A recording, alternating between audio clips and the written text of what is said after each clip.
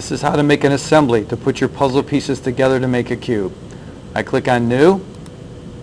I want a standard IAM. It looks like this. Your window's different, but this is a standard IAM. Click there, click Create. This is what my screen looks like. I've got new buttons up here at the top. I click on Place. And if you've done your project check mark, only your pieces should show up that you made. I'm going to start with my green piece here, because I know where that one goes.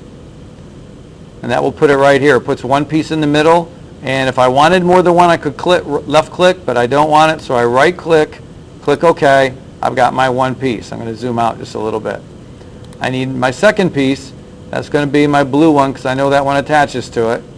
So I bring that one in. Now that one you'll see is faded. That one's not there until I click once with I left click. Then I right click, because I don't want any more. So these are my two pieces. Sometimes you want to rotate them to get them kind of close to the way you want it to be. My button's different because of my newer version. I click on this one, the rotate one, and it allows me to rotate it. Only it does this weird thing. But that's close enough for what I want to do. So I'm going to rotate this over a little bit.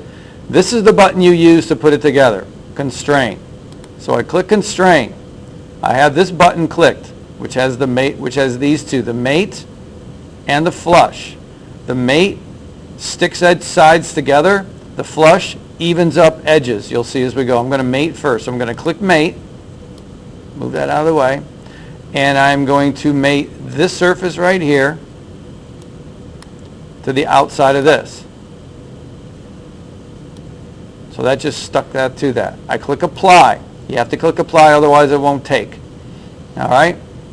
Now I'm going to flush the top of this with the top of this, and that rotates it over, and you can see how that evens these up. That's a flush.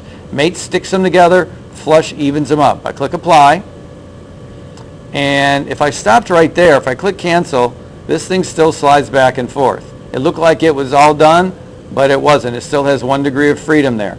So I click constrain, and I'm going to flush again this side to this side. Click apply, cancel. Now nothing moves. Everything is locked together. So now those two pieces are stuck together. I think I have enough time to do a third one. Let's see. I know that my, where is it? Not that one. Or is it that one? The red piece. I know that one also goes up here. Right click. Okay, just so you can see another one. That one comes over here on the top. So I'm going to rotate this piece around a little. Yeah, because that's the way that goes. Okay. And then I'm going to do this one a little quicker. Constrain.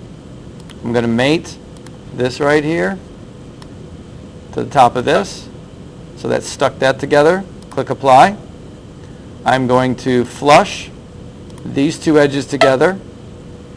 Click apply. Again, if I stop, it still moves around this way, and I want it just like that. So I'll move it back a little bit so you can see it. Constrain, flush, even this one up with that one. Click OK. And now that's 3 of my 5 pieces put together. And that is how you do constraints.